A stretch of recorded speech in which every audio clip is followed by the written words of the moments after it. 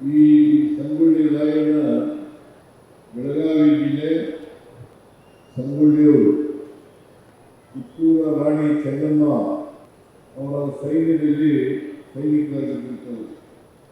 ಅವರು ಬಹಳ ವಿರಾವೇಶದಿಂದ ಕಿತ್ತೂರನ್ನು ರಕ್ಷಣೆ ಮಾಡಲಿಕ್ಕೆ ಬ್ರಿಟಿಷ್ನವರ ವಿರುದ್ಧ ಹೋರಾಟ ಮಾಡ್ತಾರೆ. ಕಿತ್ತೂರು ರಾಣಿ ಚೆನ್ನಮ್ಮನವರು ಕೂಡ ಸಂಗೊಳ್ಳಿ ರಾಯಣ್ಣವರನ್ನ ಬಹಳ ನಂಬಿಕೊಂಡಿದ್ದರು.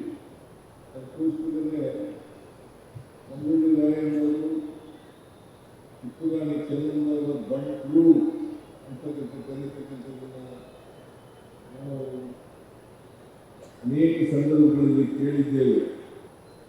ಕಿತ್ತೂರು ರಾಣಿ ಚೆನ್ನಮ್ಮನವರು ಬ್ರಿಟಿಷರವರು ಯುದ್ಧ ಆಗ್ತದೆ. ಮೊದಲನೇ ಯುದ್ಧದಲ್ಲಿ ಕಿತ್ತೂರು ರಾಣಿ ಚೆನ್ನಮ್ಮನವರಿಗೆ ಜಯ ದೊರಕುತ್ತೆ. ಎರಡನೇ ಯುದ್ಧದಲ್ಲಿ ಕಿತ್ತೂರು ರಾಣಿ ಚೆನ್ನಮ್ಮನವರು ಸೋಲ್ತಾರೆ, ಸೆರೆ ಆಗ್ತಾರೆ. ಆದರೆ ಸಂಗೊಳ್ಳಿ ರಾಯಣ್ಣ ಹೇಗೋ ತಪ್ಪಿಸಿಕೊಂಡು ಆ ಯುದ್ಧದಲ್ಲಿ ಸರಿಯಾಗಲ್ಲ. ಅವರು ಅವ್ರದೇ ಆದಂಥ ಒಂದು ಸೈನ್ಯವನ್ನು ರಚನೆ ಮಾಡಿಕೊಂಡು ಹಳ್ಳಿಗಳಲ್ಲಿ ಸುತ್ತಿ ಯುವಕರನ್ನ ಸಂಘಟನೆ ಮಾಡಿ ಸೈನ್ಯ ಕಟ್ಟತಕ್ಕಂಥ ಕೆಲಸವನ್ನು ಮಾಡ್ತಾರೆ. ಅವರು ಬ್ರಿಟಿಷರ ವಿರುದ್ಧ ಗೆರಿಲ್ಲಾ ಯುದ್ಧವನ್ನು ಮಾಡ್ತಾರೆ. ಕೊನೆಯಲ್ಲಿ ಮೋಸದಿಂದ ಸಂಗೊಳ್ಳಿ ರಾಯಣ್ಣವರ ಸೆರೆ ಆಗ್ತದೆ. ಬ್ರಿಟಿಷ್ ಸಾಮ್ರಾಜ್ಯದಲ್ಲಿ ಅವರ ವಿಚಾರಣೆಯಾಗಿ ಅವರಿಗೆ ಗೆಲುವು ಕೂಡ ಆಗ್ತದೆ. ಒಂದನ್ನು ನಾವು ಗಮನಿಸಬೇಕಾಗಿರ್ತಕ್ಕಂಥದ್ದು,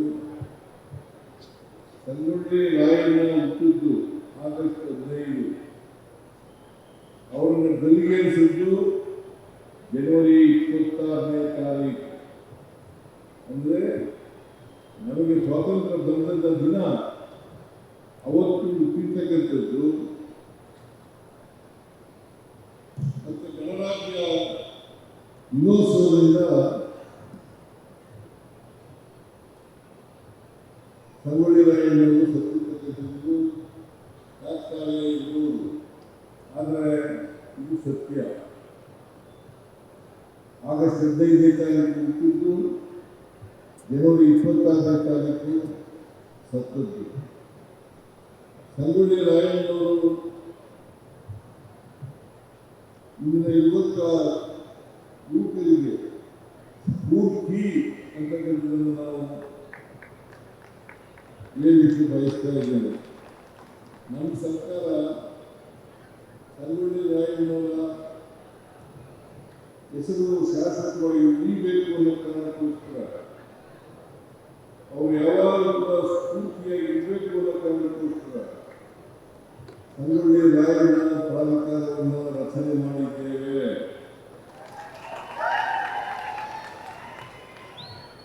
ಸಂಗೊಳ್ಳಿ ಹತ್ರ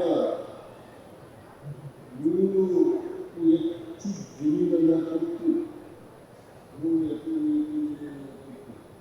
ಆ ಜಾಗದಲ್ಲಿ ಅದೊಂದು ಜನರು ಪ್ರೇಕ್ಷಣೀಯ ಸ್ಥಳವಾಗಿ ಮಾರ್ಪಟ್ಟಿರ್ತಕ್ಕಂಥದ್ದು ಬಹಳ ಸಂತೋಷದ ವಿಚಾರ.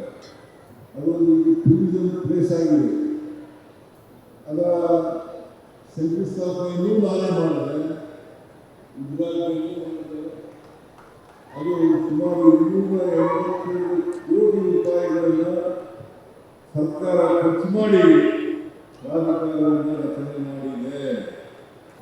ಇವತ್ತು ಅಂತ ಸಂಗೊಳ್ಳಿ ರಾಯಣ್ಣ ಪ್ರತಿಮೆಯನ್ನು ನೀವೆಲ್ಲರೂ ಕೂಡ ಇಷ್ಟೊಂದು ಸಂದರ್ಭದಿಂದ ಸಂಭ್ರಮದಿಂದ ಅನಾವರಣ ಮಾಡಿದ್ದೀವಿ. ಪ್ರತಿಮೆಯನ್ನು ಮಾಡಿದಂಥದ್ದೆಲ್ಲರಿಗೂ ಕೂಡ ಅಭಿನಂದನೆಗಳನ್ನು ಸಲ್ಲಿಸಲಿಕ್ಕೆ ಬಯಸ್ತಾ ಇದ್ದೇನೆ.